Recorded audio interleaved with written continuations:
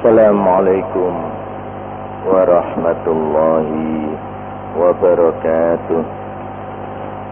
Alhamdulillah alladzi nazzala al-furqana ala abdihi liyakuna lil alamina nadhira. Asyhadu an la ilaha illallah wahdahu la syarika lah. Wa asyhadu anna Muhammadan abduhu wa rasuluhu la nabiyya ba'dah. Allahumma salli wa sallim wa barik ala Muhammad wa ali Muhammad kama sallaita sallamta wa barakta ala Ibrahim innaka Hamidum Majid. Amma ba'du, fa ya ibadallah taqullah. Jemaah sekalian yang berbahagia, kajian kita surat Al-Hadid insyaallah yang lalu kita kaji ayat 9. Kita lanjutkan pagi ini ayat nomor 10. A'udzu billahi minasy syaithanir rajim. Wa ma lakum alla tunfiqu fi sabilillah. Walillahi mirasus samawati wal ard. La yastawi minkum man anfaqa min qablil fathi wa qatala. Ulaika a'zamu darajatan minal ladina anfaqu min ba'du wa qatalu. Wa kullan wa'adallahu al-husna wallahu bima ta'maluna khabir. Jemaah, ayat nomor 10 yaitu berbicara tentang harta yang Allah berikan pada kita manusia ini.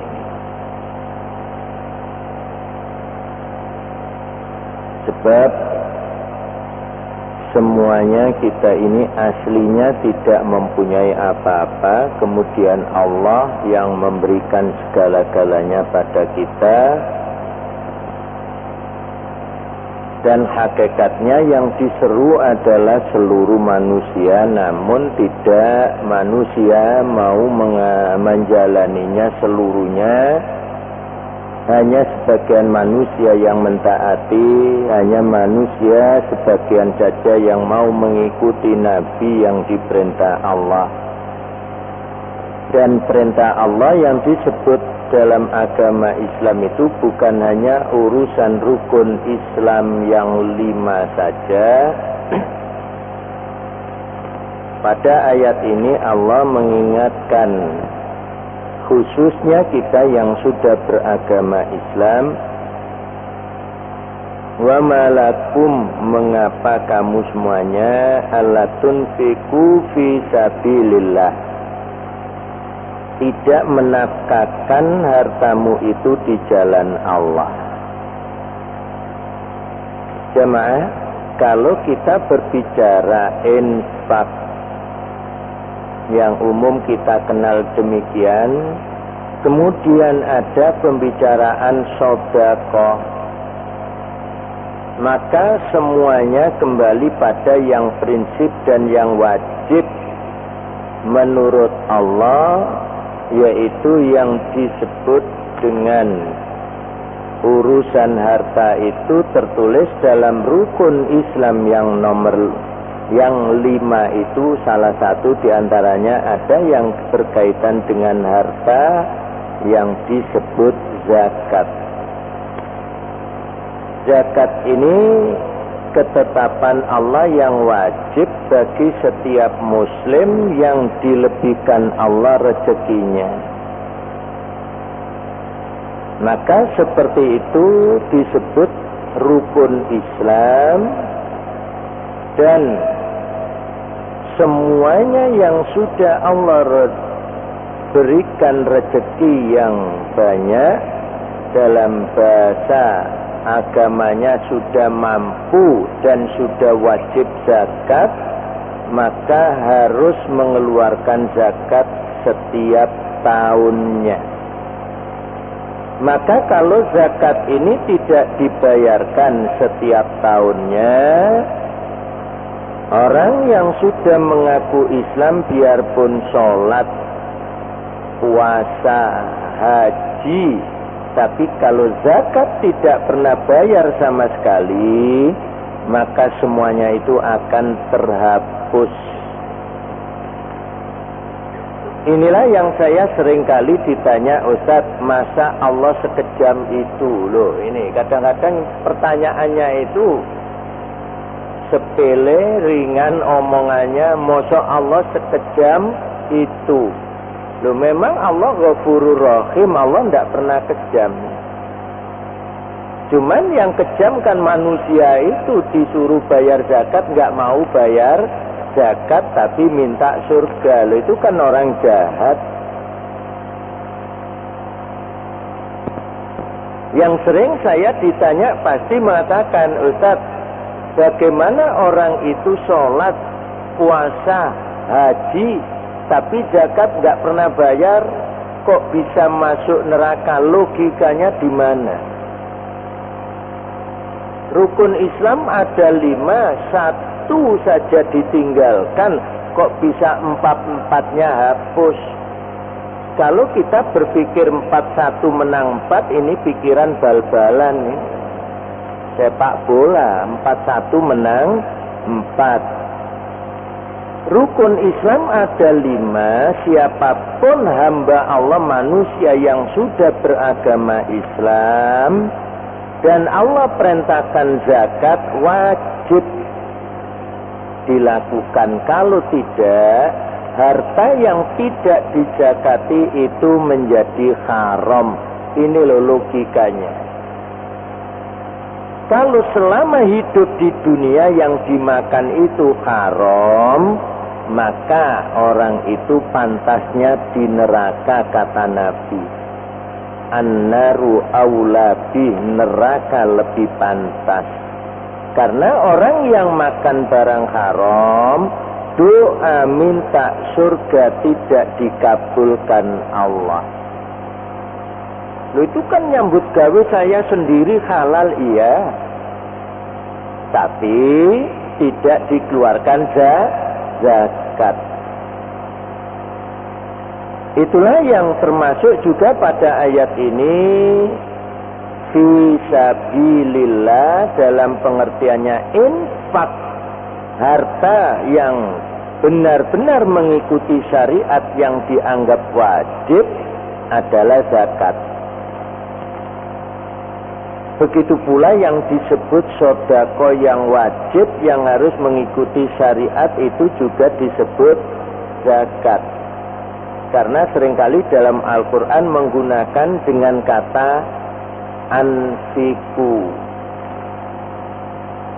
Kemudian tentang pembagian siapa yang berhak menerima zakat, Allah tidak menggunakan innama zakat, tapi innama sodakot. Berarti sodako yang wajib ya juga zakat itu. Nah, semuanya ini akan dinilai Allah. Dan orang yang senantiasa mengeluarkan zakat, karena zakat itu artinya bisa membersihkan, dan zakat itu bisa artinya pertumbuhan atau tumbuh, maka orang yang mengeluarkan hartanya di jalan Allah, kalau dia itu ikhlas karena Allah dengan mengeluarkan zakat, pasti Allah akan mengganti yang lebih baik. Yang jelas Allah menggantinya itu, dan mereka manusia yang melakukannya dengan ikhlas yang pasti ketemu di akhirat nanti. Sebab kadang-kadang di dunia ini manusia seringkali mengeluh karena menghitungnya keliru. Kenapa kok bisa keliru jamaah? Karena manusia seringkali terpengaruh dengan urusan yang materi, yang bendawi, duniawi. Semua yang bisa dilihat dengan mata kepalanya bisa difikirkan dengan akalnya. Padahal berbicara pahala dan dosa ini yang berkewajiban menentukan, menetapkan, menghitungnya adalah Allah. Cuman manusia kadang-kadang lancang, dihitung-hitung sendiri amal baiknya dengan pahala, amal jeleknya dengan dosa. Akhirnya apa yang sering saya ditanya kebanyakan dengan kaitan harta yang dibelanjakan di jalan Allah, dengan kaitannya kalimat syukur yang umum, ayat yang populer, la in syakartum la azidannakum wa la in kafartum inna adzabi lasadid. Jika kamu bersyukur pasti akan aku tambah, tetapi jika kamu kufur sungguh siksaku amat sangat pedih. Yang sering ditanyakan, Ustadz, contoh saja, saya ini punya pabrik satu, umpamanya demikian. Terus saya ini bersyukur kepada Allah. Tapi pabrik saya tidak menjadi dua, malah bangkrut. Nah, mana kebenaran janji Allah? Katanya kalau bersyukur ditambah. Nah, disinilah manusia seringkali menghitung dengan materi.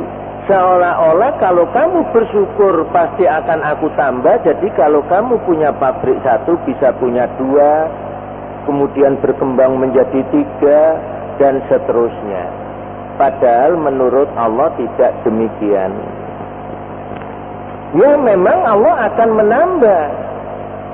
Apapun yang dikeluarkannya pasti Allah akan ganti. Sampai-sampai Allah terangkan dengan kelipatan paling kecil. Siapapun yang menafkahkan hartanya di jalan Allah, pasti Allah ganti. Sedikitnya 10 kali lipat. Itulah yang dijelaskan Allah di dalam surat Al-An'am, insya Allah ayat nomor 160. Man ja'a bil hasanati falahu asru amsalihha.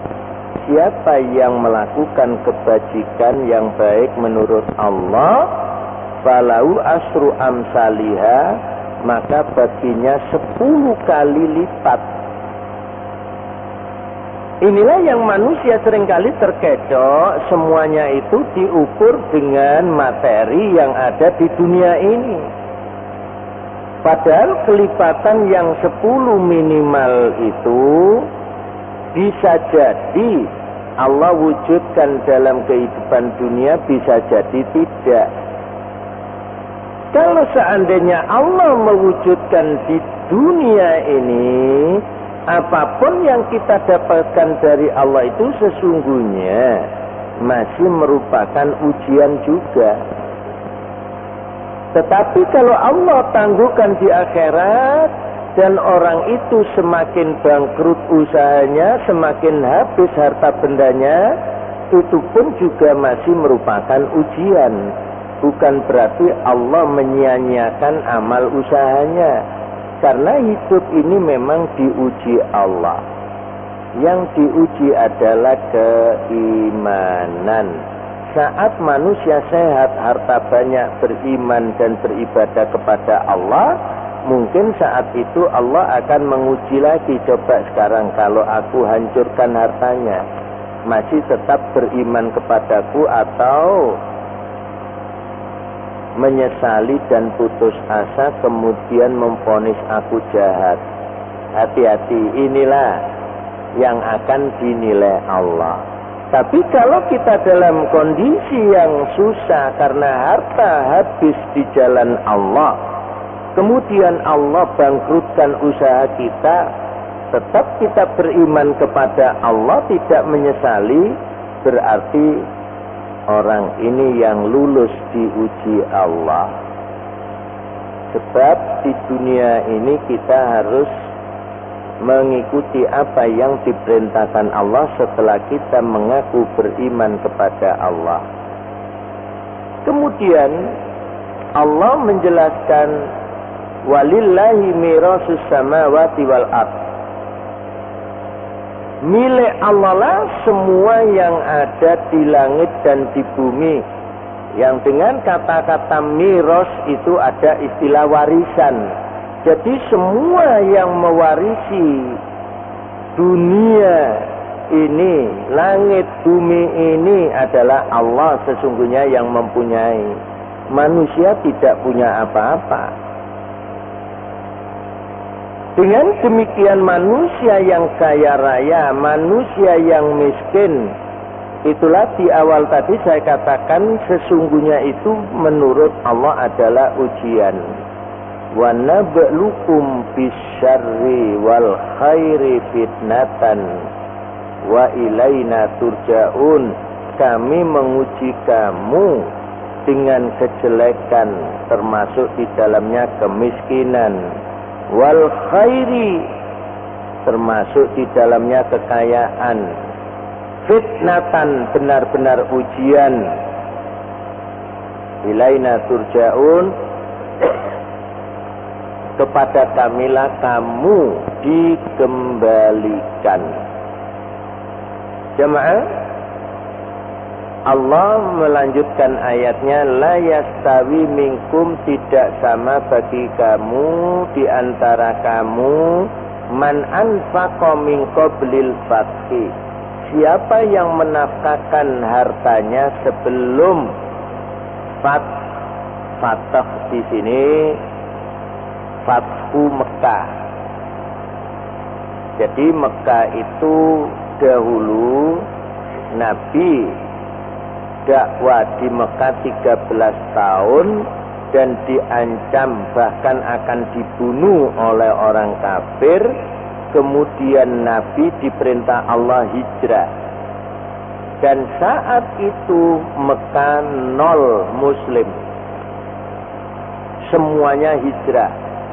Siapapun yang tidak ikut hijrah, bahasa kita ngeyel, Nabi saya tidak mau hijrah Nabi, tapi Nabi minta dukungan saya dukung. Baik moral maupun material, bahasa kita kan itu. Kata Nabi silakan, tapi tetap semua yang kamu lakukan nggak diterima Allah, takut. Ikut hijrah seluruhnya. Kecuali yang sudah tua, yang stroke, yang sakit itu tidak ada masalah karena memang kondisinya tidak kuat, lemah. Tapi yang sehat semuanya harus meninggalkan Mekah. Itulah yang saat itu Mekah dikuasai oleh orang kafir, bahasa kasarnya Mekah ini dalam jajahan orang kafir. Maka siapapun yang menafkahkan harta bendanya, baik yang wajib yang disebut zakat maupun yang sunnah, untuk kepentingan agama Allah sebelum Fathu Mekah, dan mereka ikut qatala berperang, ulaika a'dhamu darajatan, mereka itulah yang mendapatkan a'dham itu paling besar, darajatan derajatnya. Jadi orang yang menafkahkan hartanya baik yang wajib maupun yang sunnah di jalan Allah dan ikut perang sebelum Mekah merdeka, maka mereka mendapatkan kedudukan, mendapatkan derajat yang paling agung, paling tinggi, istimewa. Minal ladina anfaqu mim ba'du wa qatalu. dari orang-orang yang menafkahkan hartanya setelah Fathu Mekah, dan mereka juga ikut berperang di jalan Allah. Jadi perbandingannya tetap berbeda. Sebelum Mekah merdeka dan menafkahkan harta bendanya di jalan Allah, mengikuti peperangan yang diperintahkan Allah, kemudian sampai Mekah merdeka kembali. Itulah yang umum dalam sejarah Islam disebut Fathu Makkah. Bahasa kita Mekah merdeka. Nah, sebelumnya itu kalau ada yang mengeluarkan hartanya di jalan Allah dan saat itu ikut berperang di jalan Allah, mereka itu yang mendapatkan derajat yang paling a'zam. A'zam paling besar, paling agung, paling tinggi. Minal ladina anfaqu min ba'du wa qatalu, dibanding orang yang menafkahkan hartanya di jalan Allah juga tapi sesudah Fathu Mekah. Mungkin termasuk kita-kita ini sesudah Fathu Mekah, karena peristiwa Mekah itu hampir sama dengan negeri kita ini. Dahulu dijajah oleh penjajah yang kafir, kemudian menjadi merdeka.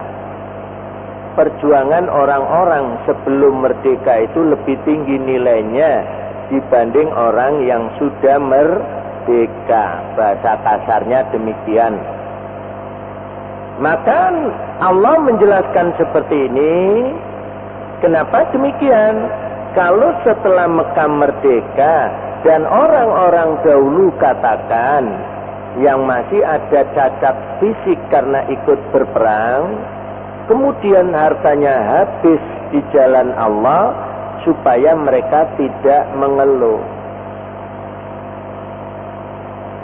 Tapi sekarang ini di negeri kita ini mereka yang ikut berperang saat itu hanya diberi tanda jasa. Setelah itu enggak direken. Lain dengan Allah ini, mereka dikatakan a'dhamu darajatan minal ladzina anfaqu min ba'du wa qatalu. Kenapa? Supaya mereka itu tetap mempunyai semangat yang tinggi meskipun saat itu dia luka, dan lukanya katakan luka cacat seumur hidup. Tapi mengatakan ini loh janji Allah, jangan kamu menyesali, jangan kamu putus asa, kamu termasuk orang yang paling tinggi derajatnya. Allah tidak akan dusta. Makanya semuanya ini ayat-ayat, di samping ayat itu hud dan petunjuk, ayat itu juga sesungguhnya merupakan basyiron, kabar gembira. Dan juga ayat itu ada yang nadhiron, mengancam. Kalau ada orang tidak bayar zakat, maka diancam neraka. Semuanya ini supaya manusia takut pada ancaman Allah. Nyatanya banyak manusia yang tidak takut diancam Allah, lebih takut diancam Amerika. Ini yang susah. Ancaman Allah ini harus kita perhatikan. Nabi dan orang-orang dahulu kalau diancam Allah takut. Beda dengan orang sekarang, kadang-kadang juga tidak takut neraka, juga tidak pernah takut diancam Allah, padahal mereka sudah sholat, sudah mengakui beragama Islam.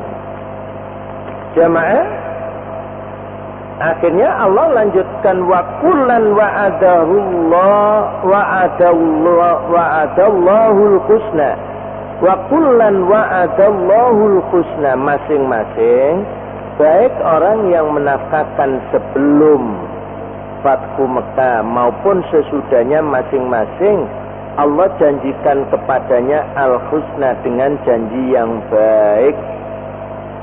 Cuman berbeda tingkatannya. Kalau sebelum Fathu Mekah itu mendapatkan derajat yang lebih tinggi.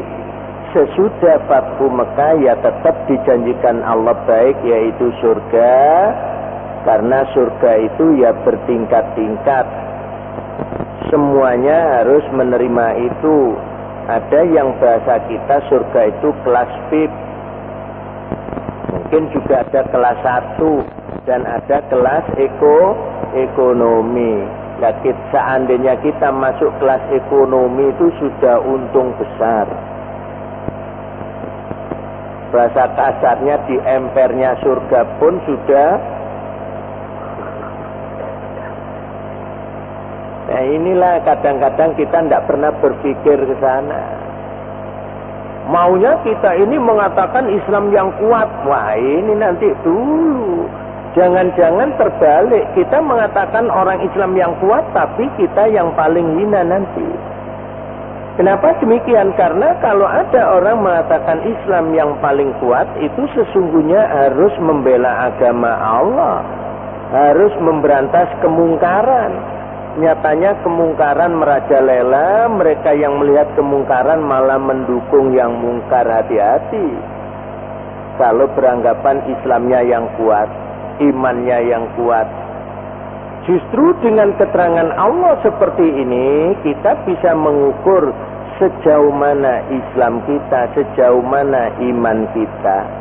Kalau kita menyadari kekurangan kita, kelemahan kita, dan kita mohon ampunan kepada Allah, insya Allah kita pasti mendapatkan ampunan bila kita kembali menghadap Allah. Yang paling celaka manusia itu kalau dosa-dosanya tidak diampuni Allah. Itulah yang menyebabkan manusia itu masuk neraka, karena dosanya tidak diampuni Allah. Kenapa demikian? Karena Allah sudah menunjukkan tata cara menghitungnya, ditimbang oleh Allah. Antara dosa dan pahala mantap yang mana? Kalau mantap dosanya, biarpun berangkat haji setiap tahun, kemudian nanti kalau ngeyel di akhirat bantah, ya Allah, kan saya setiap tahun berangkat haji ya Allah. Loh saya ini nggak pernah dolim, catatanmu itu komplit. Kamu berangkat haji selama umurmu di dunia kan 20 kali. Loh ini loh ada catatannya. Tapi dosamu lebih banyak dari pahalamu. Loh ini loh yang menyebabkan manusia itu besok tidak bisa bantah. Umpama minta dicek kembali, coba ya Allah dicek timbangannya, ya tetap mantap yang dosa. Karena Allah tidak pernah akan mendustakan. Allah tidak pernah akan dolim kepada manusia. Itulah akhir ayat ini Allah katakan, wallahu bima ta'maluna khabir. Dan Allah terhadap apa yang kamu kerjakan itu khabir. Khabir ini maksudnya bahasa sekarang, Allah merekam. Kemudian hasil rekaman ini besok dijelaskan. Dan rekaman Allah tidak akan kena virus. Kalau rekaman manusia bisa kena virus, hancur. Tapi kalau rekaman Allah tidak bisa, itulah Allah bersifat khabir. Khabir itu dari kata aslinya khobar. Khobar itu di Indonesiakannya kabar. Kabar itu berita. Allah mengetahui berita itu bukan hanya yang sudah dipublikasikan. Allah mengetahui berita manusia itu sesudah dipublikasikan maupun sebelum dipublikasikan. Maksudnya, ucapan manusia, perbuatan manusia Allah tahu. Dalam hati, inilah yang saya katakan tadi, berita yang belum dipublikasikan, kerentek hati Allah tahu. Dan itu direkam Allah. Besok Allah tinggal mengungkap seandainya kesalahan orang itu dalam ibadah tentang hatinya yang tidak ikhlas, maka Allah akan menguraikan, ini loh ibadahmu ketekun, tapi hanya lahirianya, hatimu tidak ada pernah ikhlas pada aku, kata Allah. Karena yang mengetahui hati adalah aku. Ini yang akan diungkap oleh Allah, wa hussila ma fis sudur. Dalam surat Al-Adiyat, inna rabbahum bihim yauma idzil khabir. Allah akan mengungkap seluruh apa yang ada dalam hati manusia setelah manusia dibangkitkan dari kubur nanti.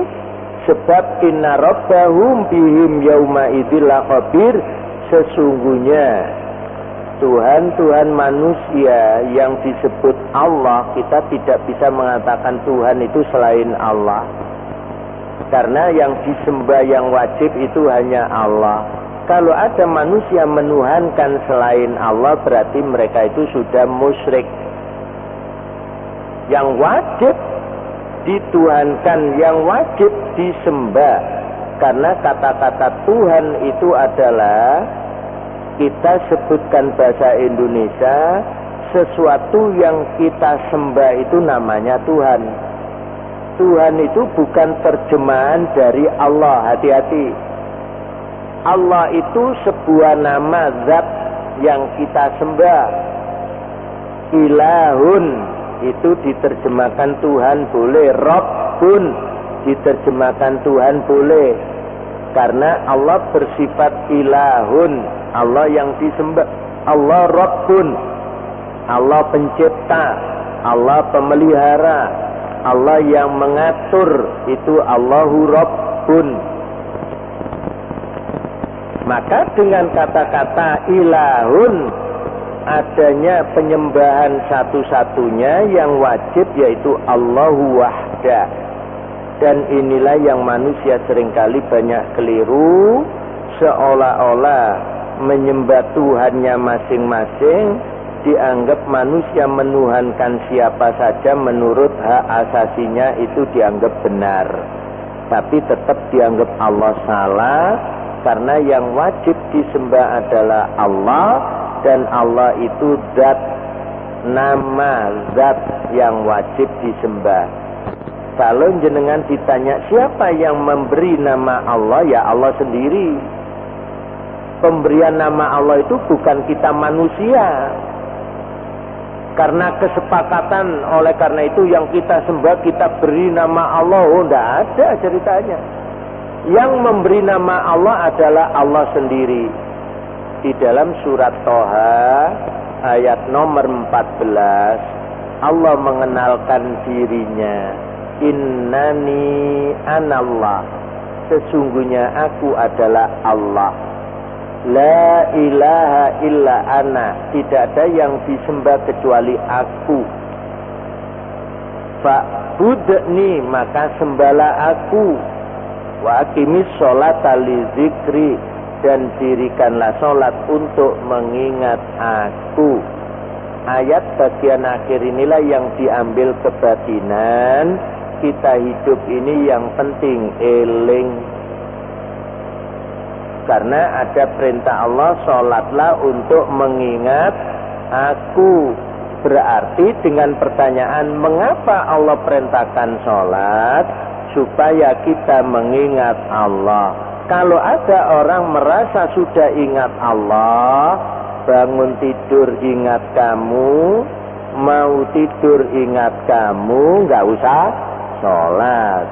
Yang penting eling. Lah, ini kekeliruan manusia memahami firman Allah. Itulah para jemaah, mudah-mudahan dengan ini yang singkat ini, satu ayat ini, supaya kita betul-betul memahami. Mari kita mengharap pada Allah agar Allah senantiasa memberikan manfaat ilmu yang kita miliki, dan kita menjadi hamba Allah yang benar-benar bertauhid, yang kuat agar kita mendapatkan ampunan dosa-dosa kita bila kita dibangkitkan Allah dari kubur kita. Mudah-mudahan Allah mengabulkannya. Aqulu qouli hadza astaghfirullah li wa lakum innahu wal ghafurur rahim. Silakan kalau ada yang perlu sampaikan, monggo, saya berikan waktu supaya betul-betul fokus yang kita bicarakan. Sebab ayat 11 ini bahasa kasarnya masalah kreditan. Qordon yuqridullaha qordon hasanan. Bahasa umumnya, bahasa kita kreditan. Pinjaman itu kan kreditan bahasa kasar. Silakan, monggo. Kalau ada yang silakan Bapak. Mulai mengenai zakat, monggo Bapak, ya silakan.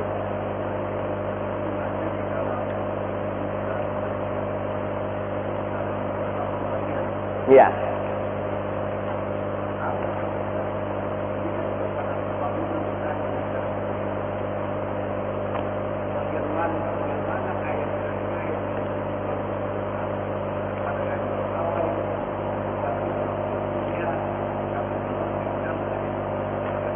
Ya, kalau kembali pada syariat Islam secara kafah itu nggak ada masalah, Bapak. Lewong sekarang syariatnya aja nggak mau mengamalkan, tapi yang diambil uangnya tok. Lah ini yang susah. Yang diurusi hanya zakat. Tapi kalau kita kembali pada syariat Islam ditolak. Nah ini yang tetap nanti disalahkan Allah. Oleh karena itu kita bicara tidak bisa parsial. Ini yang terus terang saya sering ditanya seperti itu. Oleh karena itu kalau kita inginkan zakat itu bisa optimal, ya harus kembali pada syariat secara kafah. Sebab zaman sahabat Abu Bakar setelah dilantik, ya bahasa kita, menjadi presiden, program pertama kalinya adalah memerangi orang murtad dan orang yang tidak mau bayar zakat. Nah sekarang ini orang murtad dibiarkan karena menurut hak asasinya, tapi zakat diurusi. Lah hati-hati. Kalau diancam Allah iman sebagian, kafir sebagian, kena ancaman surat An-Nisa ayat 150, ayat 151. Nih, surat 4 Bapak, ayat 150, ayat 151. Di situ dijelaskan Allah ayat 150. Orang-orang yang iman sebagian dan mengingkari sebagian, yang dikatakan di situ iman kepada Allah tapi iman pada sebagian Rasul, diancam oleh Allah ayat 151, ulaika humul kafiruna haqqan. Mereka itulah orang yang kafir sesungguhnya. Sama dengan syariat Islam ini, diambil sebagian, sebagian ditolak, tidak diakui sebagai umat Islam tapi kafir kata Allah. Jadi kalau terus berbicara prioritas yang mana, ini susah wong mengambil sebagian kafir kok membicarakan manfaat dan kegunaannya. Ini yang harus diluruskan dulu. Insya Allah demikian. Makanya kita ini sering tertipu dan kita kena mengeluarkan uang kita zakat profesi sebagai pegawai negeri, larinya kemana kita juga tidak ngerti. Bapak tahu dulu uangnya dipotong untuk apa? Nggak ngerti kan? Kemana larinya? Nah, kita nggak suudon.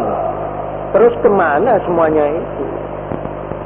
Sekarang pun ada budget yang didirikan oleh pemerintah kita. Terus kemana itu semuanya? Kita tidak pernah mendengar laporannya. Kita nggak suudon.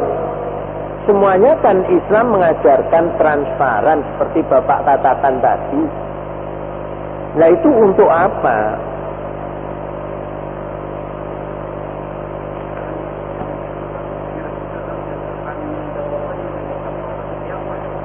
Ya, semua yang terlibat dan yang mendukungnya.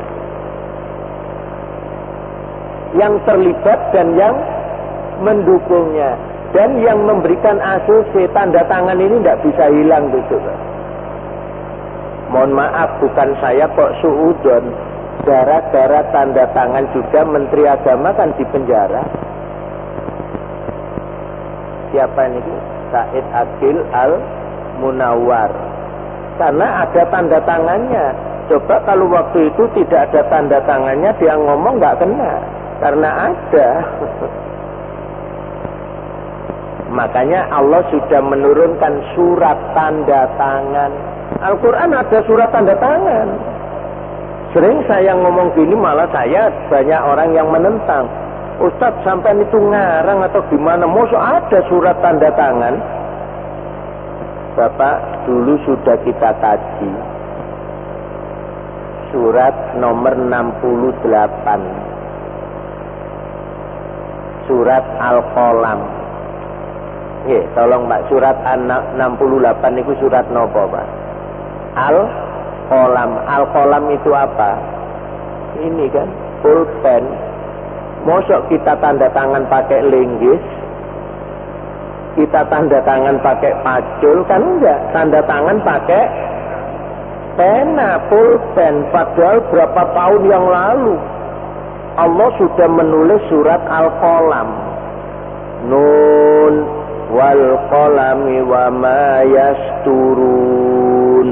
Nun, demi pena kata Allah. Dan apa yang mereka tuliskan dengan pena, jangan dikira tanda tangan ini tidak tanggung jawab pada Allah. Kata Allah, hei fulan, kenapa barang mungkar kok kamu tanda tangani? Makanya kalau tadi Bapak bertanya siapa yang bertanggung jawab, yang terlibat, yang terkait, dan yang mendukung. Kalau kita menyaksikan tidak mendukung, tidak tanda tangan, tidak ACC, tidak terlibat, ya kita bebas selamat.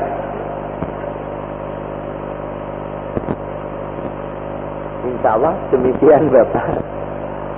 Allah itu menangkap semua yang dikerjakan manusia. Wallahu bima ta'maluna khabir. Inilah yang manusia tidak bisa ngeyel gitu. Kalau ngeyel ditunjukkan oleh Allah, loh itu loh.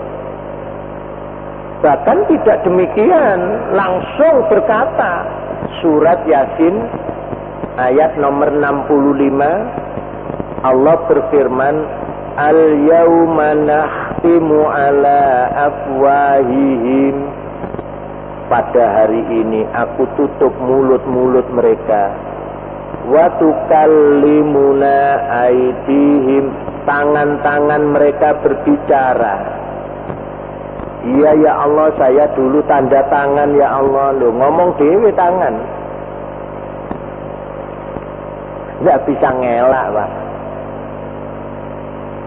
Wa tukallimuna aydihim. Nurut akal manusia sekarang, bisakah tangan ini bicara? Oh, nggak bisa nurut akal.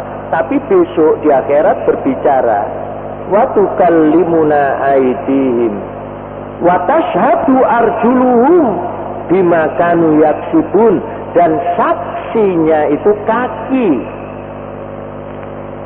Ya Allah, saya menyaksikan ya Allah kaki, karena saya yang diajak ke sana, saya yang mengantarkan ke sana. Nah, orang yang berjalan kan pakai kaki.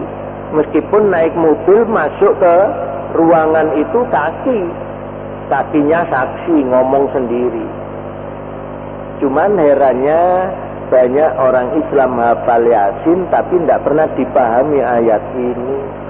Lebih-lebih kalau baca nek ono wong mati.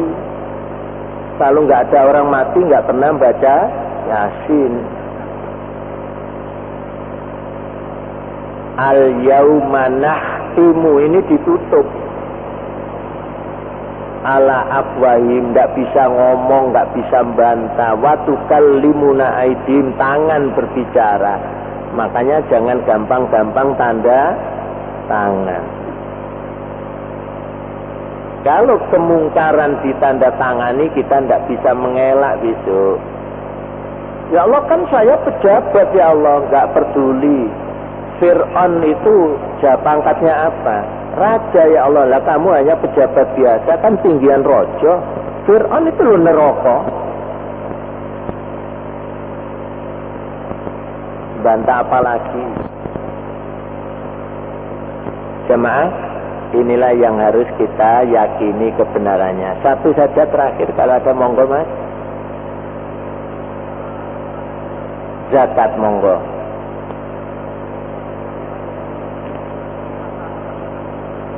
Ya.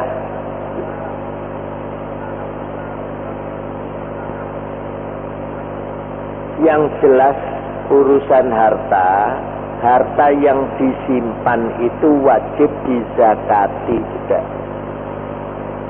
Sekarang Anda beli tanah itu simpanan atau Anda kerjakan untuk ladang yang ditanami. Sebab kalau ditanami ya ada yang diminta zakat hasil panenannya. Nah, yang tahu simpanan dan tidak itu kan yang punya. Karena Allah mengancam wailul. Nah, wailun dalam surat Al-Humazah. Allazi jama'a malan, yang menumpuk-numpuk harta. Pertamanya wailun, di sana ada humaza lumaza, terus allazi jama'a ini menumpuk, dan dikuatkan Nabi mengatakan, seandainya kamu punya harta, kamu simpan di bunker yang kamu buat, dalamnya sampai 7 lapis bumi. Kira-kira 7 lapis bumi itu berapa mil? Kira-kira saja umpama kita, kamu penuhi harta bendamu ya, selama kamu keluarkan zakat, berarti kamu aman. Jadi kalau kita mengeluarkan zakat, berarti kita aman. Orang yang tidak zakat berarti tidak aman. Itulah silakan berpikir, selama simpanan itu kita simpan dan kita keluarkan zakatnya, aman. Katakan kalau kita menyimpan 1 miliar, zakatnya berapa juta? Pinten Pak? 25 juta. Ketok-ketokan bos. 25 juta cul dibagikan 8 tadi tanpa ada profit sharing, pembagian keuntungan nggak ada. Nah kalau punya 1 triliun, ngitungnya aja nggak bisa. Makanya orang Islam harus pinter. Kalau kaya nggak pinter, nggak bisa ngitung zakat, neraka. Tadi kalau 25 juta dibayarkan 20 juta saja, kurang 5 juta nggak boleh. Zakat harus sesuai hitungannya. Kalau zaman Nabi disebut rubu'ul usyur 1/40, kalau sekarang disebut 2,5%. Jadi simpanan itu membawa malapetaka. Kalau harta yang kita simpan besok kita masuk neraka, kalau nyimpan istri rusak rumah tangga. Bukan berarti kalau punya istri simpanan dijakati biar aman, tidak keliru. Jadi barang simpanan itu dijakati, dah gampang itu aja. Diancam Allah, wail allazi jama'a malan wa addada menumpuk harta, menghitung-hitungnya, tapi tidak mengeluarkan zakat. Surat Al-Humazah. Oleh karena itu Nabi mengatakan, silakan kamu numpuk, kamu masukkan banker, selama kamu keluarkan zakat, aman. Insya Allah itu yang banyak berkaitan dengan kita. Kalau zakat tijaro, zakat ternak, zakat pertanian itu bagi mereka. Kita ini bukan pedagang, bukan petani, bukan peternak. Kita ini hanya menumpuk-numpuk harta. Meskipun hasil yang halal, kalau sudah satu nisab kita keluarkan zakat. Demikian, mudah-mudahan Allah menerima amal ibadah kita dan kita digolongkan hamba-hambanya yang berbahagia. Assalamualaikum warahmatullahi wabarakatuh.